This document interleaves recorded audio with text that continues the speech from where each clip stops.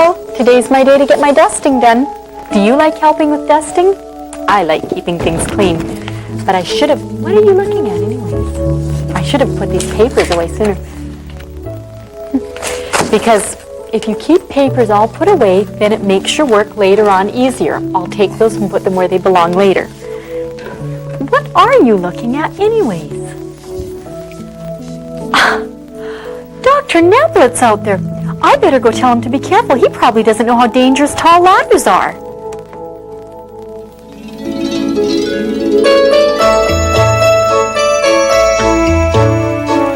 It's so good to see you again. Come up for a visit, my friend. There's so much to do. I have so many things planned for you. We'll play, we'll sing and we'll pray. I'll tell you a story or two, and we'll be friends, you and I. Yes, you and I and Jesus.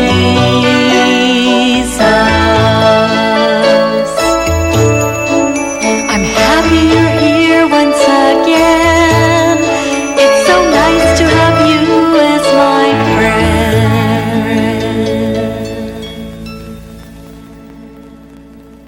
Dr. Neblet, what are you doing? Hi, Janice. I'm here washing your windows. Well, we knew that, but what we want to know is why. Well, the last time I was here, I saw they were a little bit dirty, so I thought I'd wash them for you. Yeah, they were dirty. Don't you get afraid of that ladder? You know, Janice, to be honest with you, I do. That's why I'm kind of careful with it. If I weren't, I might fall down, and that wouldn't feel very good at all. Well, actually, that's why I hadn't gotten around to washing them, but you're a doctor, and you like washing windows? Well, you know, washing windows is an important job. As long as you do it well, it's just as important as being a doctor. So I think it's just as fine, yeah. Why do you like washing windows? Well, I like things to be clean. And so I thought I would do this job for you because it's fun doing things that are keeping things clean. Well, I appreciate you doing it. Tell me, what are you using to do it? Well, I'm using a window washing fluid right here. And what I do is if your windows are a little bit too dirty, I kind of scrub it. I kind of scrub it at the back here like this. And then I turn it over and I use a squeegee. And that does the trick. Real smooth, straight lines. Sure does. You know, you mentioned things being clean. Do you have time to come inside and talk to us more about keeping things clean? I'd be glad to do that. As a matter of fact, why don't you go finish up what you're doing, and I'll finish up here, and I'll join you inside at the window room. Okay, and maybe we can look at where window washers go and stuff while we wait. That'd be terrific. Okay, sounds great.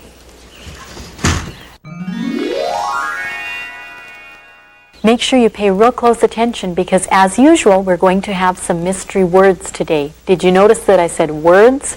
It's 2 words today. I'll be talking along, and whenever I say a key word, it will come up on the bottom of the screen right down here. And the letter that is important out of it will be either a bright color, and it'll be bigger, and then it'll come over and go into the right space in the mystery words.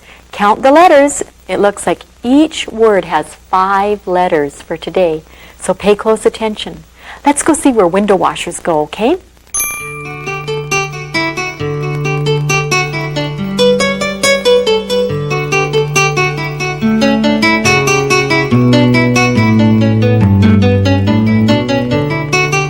Well, now that my windows are clean, what can you tell us about our bodies? Water is really important on the outside and the inside of our body. So the first thing I want to show you is an experiment. Okay. I'll take a clear bowl, and I'm going to put in 32 ounces of water. See, I marked it here with the red sticker. Okay. Okay, I'm going to pour this in. So right up to the sticker is 32 ounces. That's right. Okay. And we're going to pretend that our bodies are like this sponge, and we're going to put it in the water and see what happens. Okay. Okay? We'll put that in there, and we'll set off to the side for a moment. Water is really important for, first of all, the outside of our bodies. We have a lot of germs everywhere, on the ground, on doorknobs, places that you wouldn't imagine. And it's very important for us to get the germs off of our hands, especially before we're going to eat. I did something that even the kids can do at home. First, we get some powdered potatoes. and we add a little bit of hot water and a pinch of sugar, and we make mashed potatoes, just like this. Just like the regular kind you eat. That's right. Okay. And then you take a fingernail clipper, and we cleaned out our fingernails right on top of the mashed potatoes. Everybody gets dirty fingernails sometimes. That's right. And then we put this into a plastic bag, and we tied it, and we put it in someplace warm, like on top of your refrigerator, for a few days. Kind of out of the way. That's right. Okay. Do you want to see what happened? Yeah, I'd like to. Are you really sure that you want to see what happened? It's kind of gross. Well, I don't know. This looks fine. Okay. Here it is. Ooh, that's horrible. This is what grew on our potatoes after a few days cleaning out our fingernails. Those germs grew. Can you see why it's important to wash our hands before we eat? I'll say.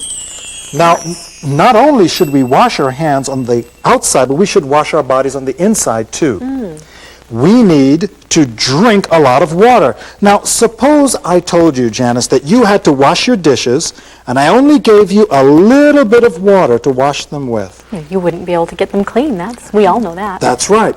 That means that if I gave you a bucket full of water, you'd have an easier time washing your dishes. As long as it was clean water. That's correct. We must start with clean water. As a matter of fact, our bodies need 6 of these glasses every day. I could never drink that much water all at one time. Do you think you could? You might not be able to all at one time, but as a matter of fact, I don't recommend it. But if you took 1 glass in the morning, maybe 2 of them mid-morning, mid-afternoon, and in the early evening, you'd get in your 6 glasses very easily. So like when you first get up and then on throughout the day. This helps your body to wash itself very clean and take care and eliminate all those wastes that your body makes when it makes up all those foods. Do you remember our experiment that we started with early on? Well, our bodies are made up of about 60% water as we get older. And I wanted to squeeze out and see how much water was left after we finished. I'll put this in here, and let's pour out the water that we have left. Oh, look at that. That sponge just gobbled up water. It certainly did. That much. Our bodies are made up of about 60% water. If you were to take out all of the water, there wouldn't be very much of us left. We really need a lot of it. We get water in our food, and we get water by drinking clear water. What about, can you get water from other places? You sure could. So would you like to wash your dishes in brown water, brown soda water? No way. That's sticky. The dishes would get sticky. Think about what it does to your body as well. You know, I have a way for people to kind of remember what kind you should drink. Have you ever seen a river or a stream of brown soda water like root beer? No. God provided water for us, natural water, and that's the stuff that He wants us to use. In the rivers and streams and wells. That's right. How did God make water anyways?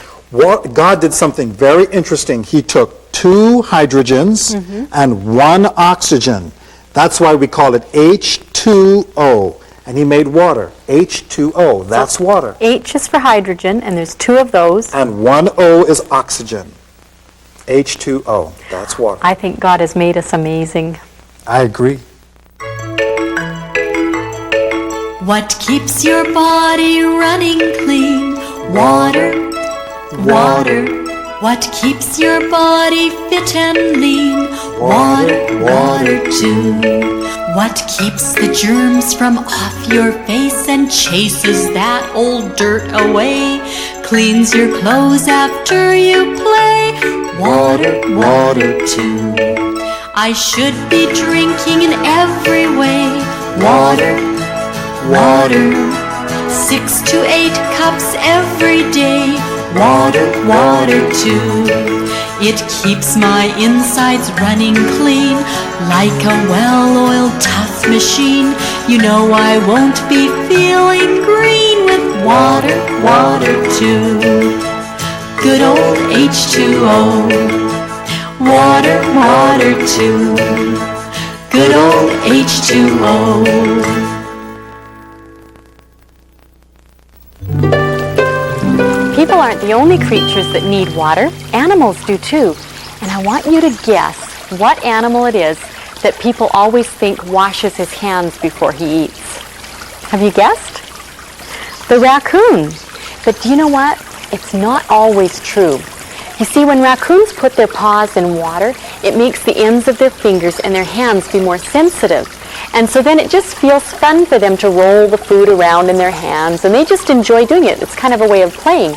Sometimes they are actually washing their food, though, and that's like with frogs and toads. Sometimes they have horrible tasting substances on their skins that the raccoons don't like.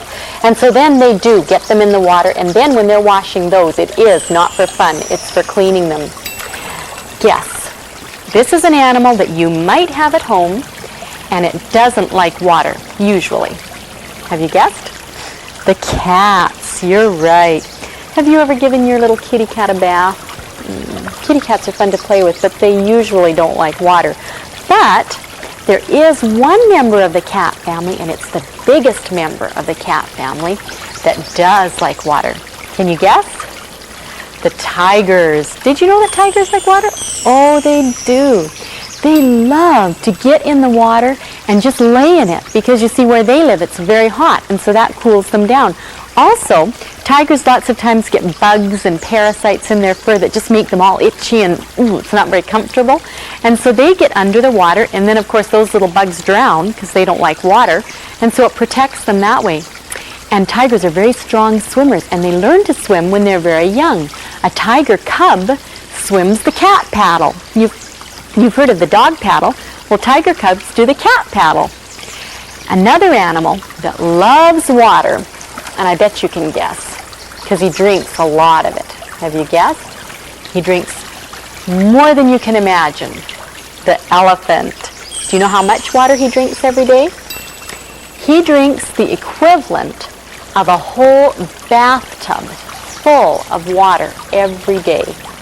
How long would it take you to drink a bathtub full of water? A long time. But he just swoops it up in his trunk and then sprays it into his mouth. And then other times he's busy swooping it up so he can have a shower. Do you carry your shower with you everywhere you go? Elephants do. And they love to swim underwater.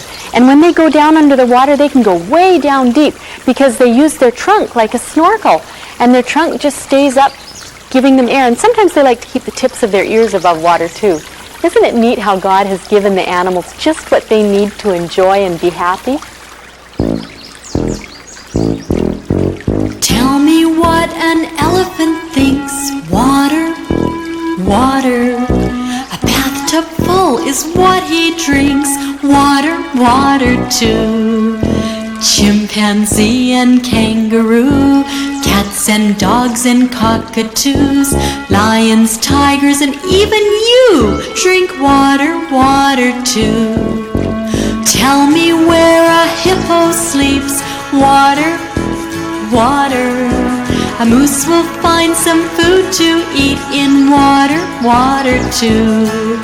The minnows swimming in a school, salmon, otters, and whales too, all declare what God can do with water, water too. I'd like a drink with you, with water, water too. I'd like a drink with you.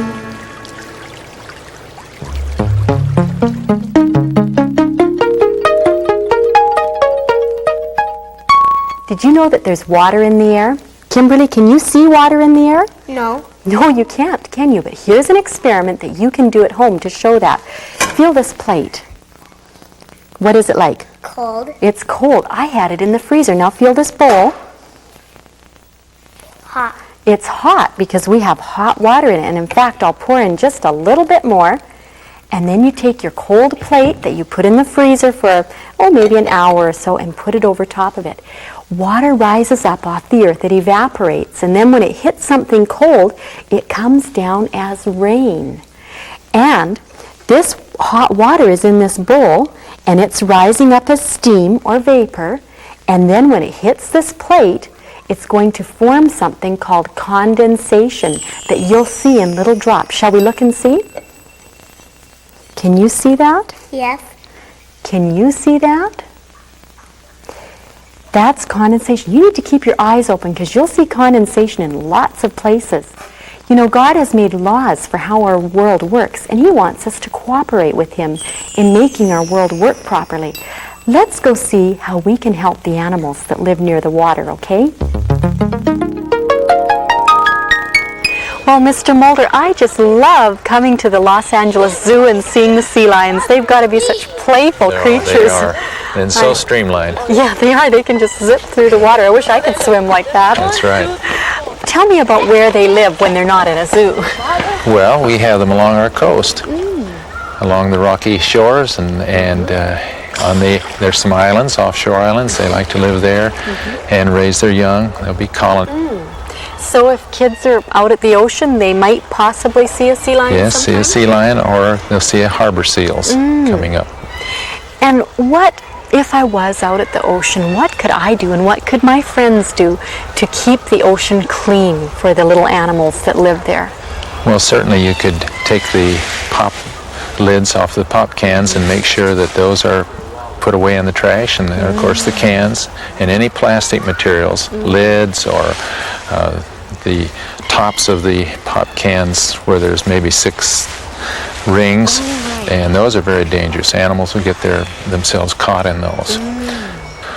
Oil spills are dangerous to them, and because it could change their fur and make it possible for them to get cold and die that way.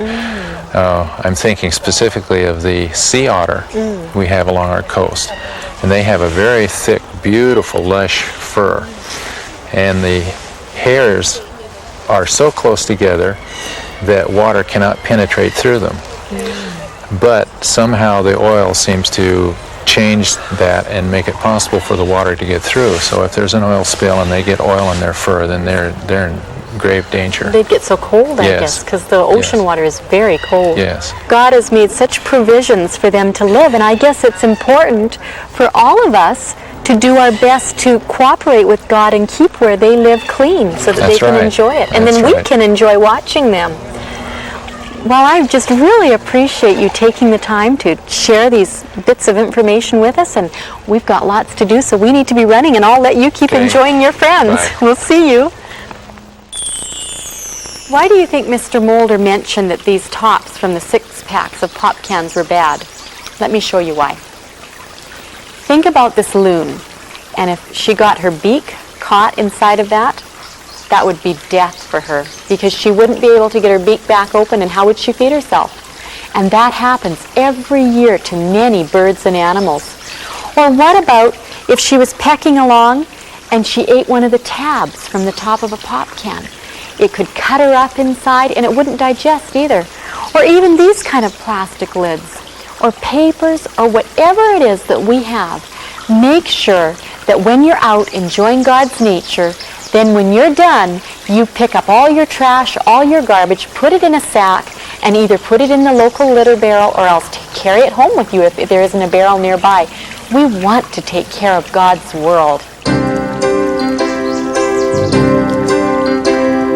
Rainbows, mountain streams, waves upon the shore, blue sky, peaceful lakes, all of this and more, starfish in the sand, porpoises at play, the octopi are hiding while the minnows dance away. It's up to us to keep it clean. It's up to us to care, to live as God intended us, to love the water and the air. It's up to us to keep it clean. It's up to us to care, to live as God intended us, to love the water and the air.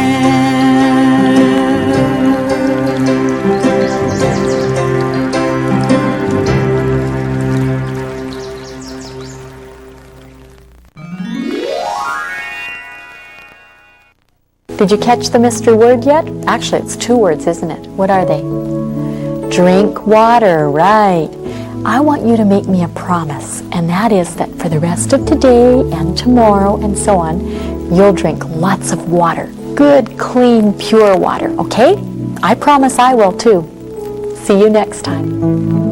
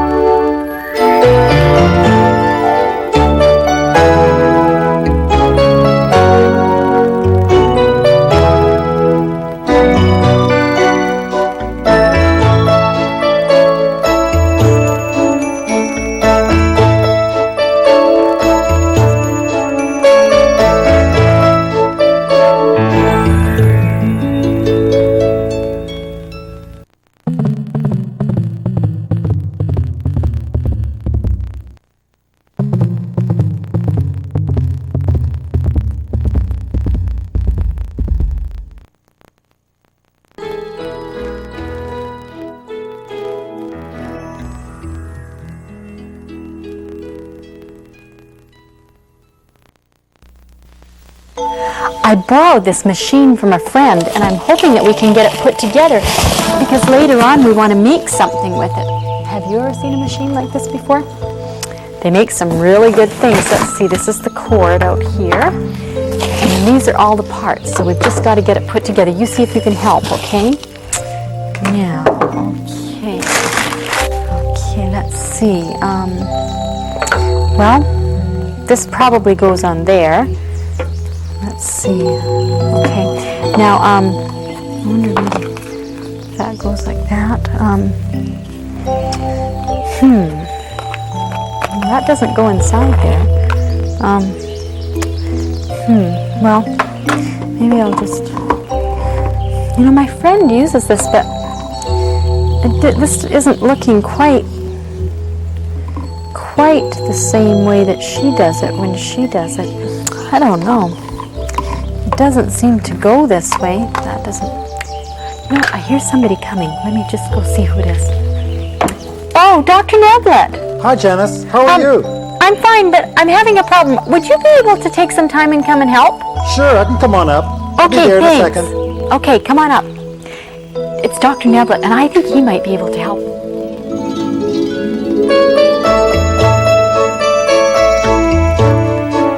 It's so good to see you again. Come up for a visit, my friend. There's so much to do. I have so many things planned for you.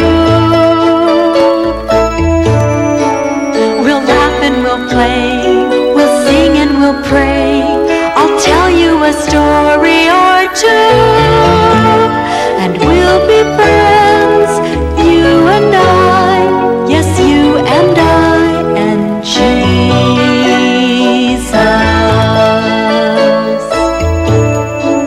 I'm happy you're here once again.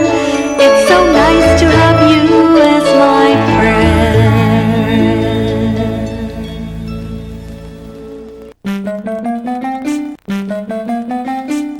Dr. Neblett, do you mind if I just take a minute and explain the mystery word first? Sure, go ahead. Okay. When I'm talking, and sometimes when you're talking, we say words that are called keywords, and they come up on the screen right over down there. Okay. And then the letter that is important in the keyword jumps up and comes into the correct space of the mystery word or words as it is today. Okay. And the kids often follow along with a pencil and paper. Is today your day off or something? It is. As a matter of fact, I was going to help a friend fix a tractor. Oh, What's going on over here? You've got things all over the place. If you're fixing things, this is what I need help with. I cannot figure out how to put this together. I have no idea. Do you have an instruction book or something? Oh, I should look. Oh, she did. She sent the instruction books. Oh, hey, this will help us. Okay, now it looks like I did this. I got that right. And Well, then you need that one, and this one goes on there. Okay, right, like this, right? Okay, and then that piece. Okay, this one. Okay. Like this? Okay. And then it kind of goes on there. Oh, okay, okay. Okay, Yeah. like this, okay. And then that thing goes on the top. Okay. Oh, Perfect. hey, the instruction book helped us. Oh, too bad I didn't get that out sooner. We were going to make something really good with this. Could you stay and taste it? I can't stay right now, but I can come back later. Okay, that'd be great. If you're coming back, would you mind picking me up a package of vanilla ice cream, please? Vanilla ice cream? Yes, please. Okay, sure, I'll be happy to. Okay, thanks, Dr. Neblett. See you later. Yeah, see you. Oh, hi, Kim. Come on up. It's my good friend Kim, and she has laces with her. Now, you've never met laces, but you're going to enjoy this. Well, Kim, I'm sure glad you stopped by, and I'd like you to meet my friends. Hello. And Laces, we're just so glad you're here, too. How long have you had Laces now? About 2.5 years. So a long time, and she was just a little puppy, wasn't she? Yeah. Oh, what kind of dog is she again? She's a Lopso. A Lopso? Yeah. Well, you fit your name, I think. You know, sometimes I know people are nervous about getting a dog or something because they think that the dog will be a problem. Can you, have you been able to teach her to do what you want her to do around your home? Yeah, pretty much. She listens a lot better than when we first got her. Mm-hmm. So, if you want her to stay somewhere, you can tell her to do that or, whatever. Mm-hmm. When you were first teaching her to do that, how did you accomplish that? When she would do what we asked her to, we'd give her a doggy treat, and then if she didn't, we'd tell her no, and she learned what no meant and everything. And if you were giving me advice, or maybe even some of my friends advice for how they should train a puppy if they get a puppy, what would be your biggest advice? To be gentle, not to scold the dog or kick the dog or abuse her, and make sure she knows that you care. So being gentle and kind. Yeah. I guess in a way treating the dog as how you would want to be treated. Exactly. Huh, that's neat. Well, do you think Laces would show us any of the things that she knows to do? She just might. Let's see. Can you sit there? Sit down. Good girl. Oh, Can you stay good there? girl. Stay there. Good girl. Yeah, you knew what to do, didn't you? You know, Kim, I was thinking that I think people can probably learn a lot from dogs and how they learn to obey. And I was thinking that if you can teach dogs to obey, then we should be able to obey too. Jack throws a bone, tells the dog to sit. He snaps his fingers, says go for it. The dog runs out as fast as he can and brings back the bone just as Jack had planned. If you ask him to, a dog will do. If a dog can, I can too. Jack says quiet, tells the dog to lie. The dog scratches ears and wonders why. Lights go out, now he understands, and he goes to sleep just as Jack had planned. If you ask him to, a dog will do. If a dog can, I can too. If you ask him to, a dog will do. If a dog can, I can too. Do you see anything hiding in these bushes? Look really carefully. Do you see it? It's a baby fawn. You know, God has given fawn and deer incredible instinct to know how to protect each other. The mother deer instructs the fawn to lay very, very still, and because of all the spots on his back, he can't be seen. And as long as he obeys and lays perfectly still, no scent will come off of him, and then his enemy animals won't be able to smell him. Eagles, dogs, cougar are the worst enemies for a deer, and a dog could come even so close and not even smell that little fawn. Or even bunny rabbits hopping by won't even smell the fawn as long as the fawn obeys and sits perfectly still. By the way, fawns have 300 spots on their back. Did you know that? And that camouflages them or hides them from danger. You know, there's another animal that has to obey too, and that animal gets a spanking if he doesn't obey, and that's a cub. When danger comes by, the mother tells the cub to climb up the tree just as quick as can be, But do you know sometimes little cubs are disobedient? And if they're disobedient, then Mommy takes Cub and turns him over her knee. He gets a walloping from his mother. And usually cubs obey. And usually once they get up that tree and see the danger pass by on the ground, they're glad that they climbed the tree. If the mom tells the cub to climb the tree, the cub climbs up as quick as can be, sees the danger pass by where she's been. The cub is glad for the tree she's in. If a mom will ask, the cub will do. If a cub can, I can too. If the mom will ask, the cub will do. If a cub can, I can too.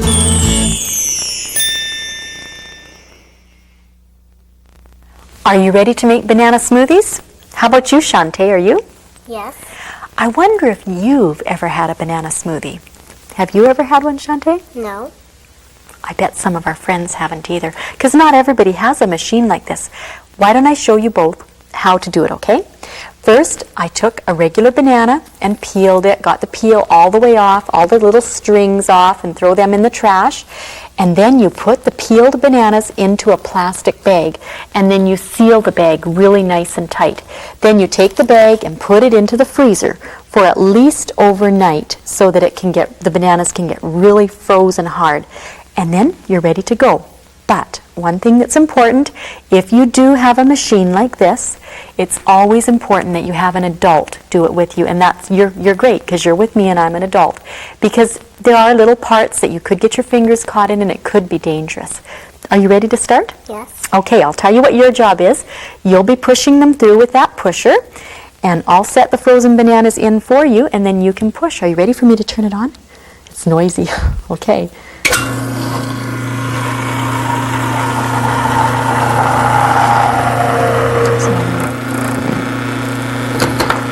Well, hi, Dr. Nevlet. Hi, I brought you your ice cream. Yeah, you look like you're wondering why you brought it. Yes, I am, since this looks pretty good. It does. It's called banana smoothies. Oh, this is the smoothie you were telling me about. Hey, that's really sweet. Do you like it? Well, I think my wife and kids will like it. You don't like it? Well, I don't like bananas by themselves all that much. Is there something else you could put in this to make it a little more interesting? I have, in fact. I have right here blueberries. Did you like it, Shantae? Oh, now, I like blueberries. You mean, what do? Do I just put them on top of my ice cream here? No, I'll show you. Shantae, can you push again? I'll put some blueberries in. You watch. I think you'll like it this way. Well, do you want to taste it that way and see if you like it? Well, now that looks interesting. This is very creative.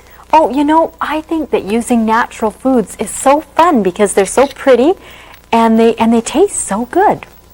I think this is a lot better than that ice cream that you had me bring. I know. I was hoping you could tell me about it. Very good. Try it, Shantae. Can I read it for you very quickly? It says, milk, fat, and sugar, whey, they get that from milk.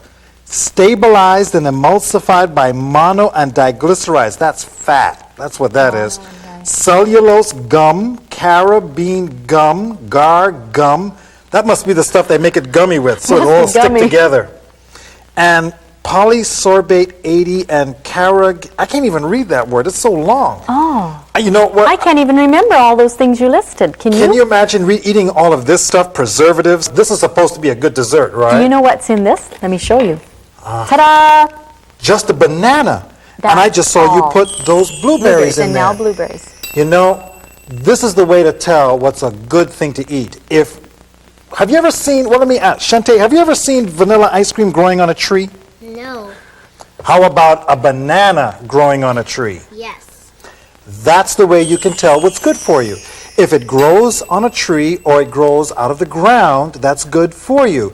Those things that I just read on the vanilla ice cream package, none of those. They're not natural. No, they wouldn't. I think that we're better off eating what God made for us because we know it's good for us and good for our insides than eating something that man made. You know, I was thinking about, remember how we had trouble putting the machine together? Yes, we did, didn't we? But when we read the instructions, we figured out just what to do. It's like when we follow the instructions that God gives us and we eat the right foods that God gives us, we are much better off than when we don't follow the instructions. Yes, I agree.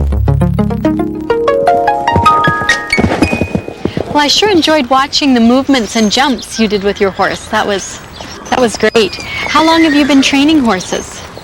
Well, I graduated from college in '72, and I've been working at this even before that time. I've been at this 36 years now. Wow, that's great. Now, as a riding instructor, you're not only training the horses, you're instructing the people how to work with horses, right?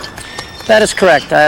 We've got students as young as 18 months out here riding. I think that's a little too young, and a lot of students come in between 3, 4, 5 in there. I think 5 to 7 is a good age to start them.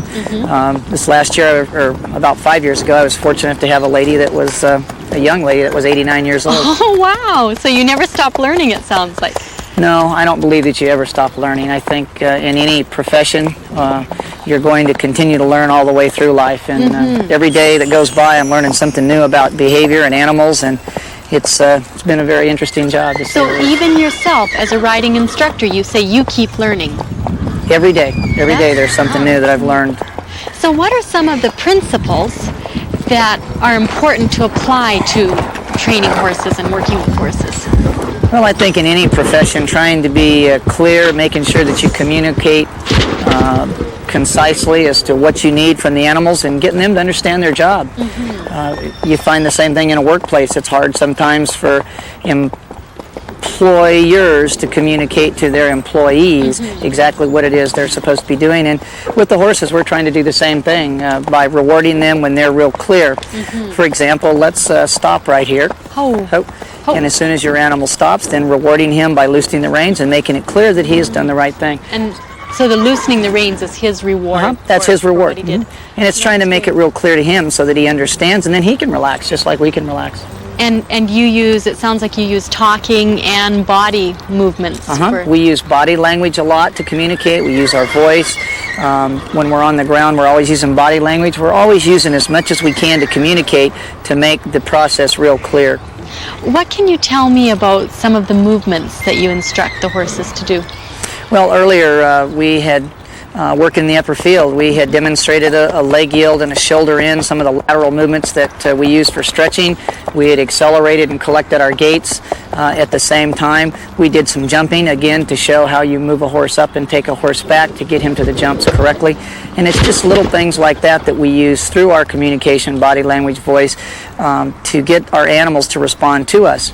We could have been chasing cows, we could have been doing whatever, but it's all communication. Getting them to relax and understand their job and leaving them alone, letting them do it. Wow, that's great. I've had such a nice time riding Scout's, just the nicest of horses, and I've learned a lot, and I think that there will be lots of children who will be more interested in working with horses now. So I thank you for that, and I guess we can keep going, hey? Let's continue riding. Okay. If you say to your horse, hey, whoa!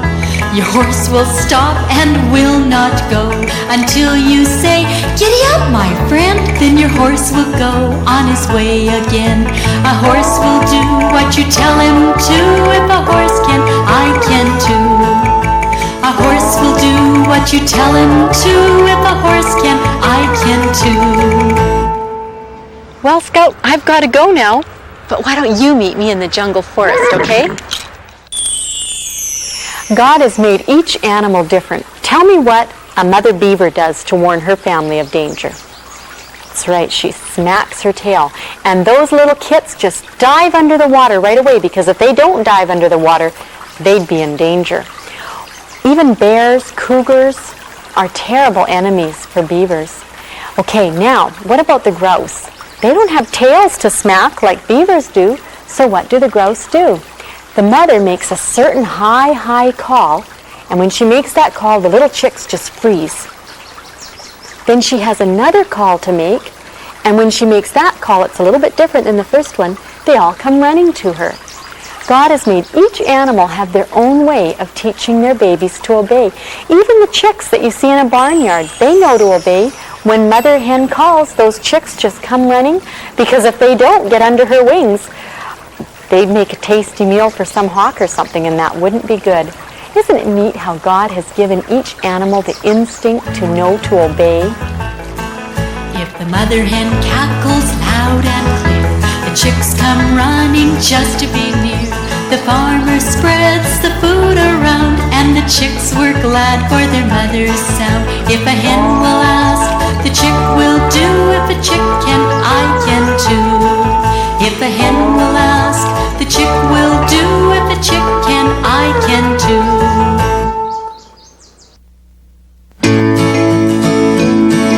Obedience, obedience keeps us well and happy.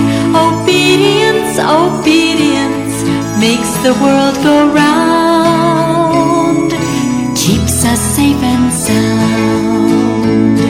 You better look both ways on a busy street. Stay with your parents, don't overeat. Lots of rules we must obey. They lead us all to a better way. Obedience, obedience keeps us well and happy. Obedience, obedience makes the world go round, keeps us safe and sound. Makes the world go round, keeps us safe and sound.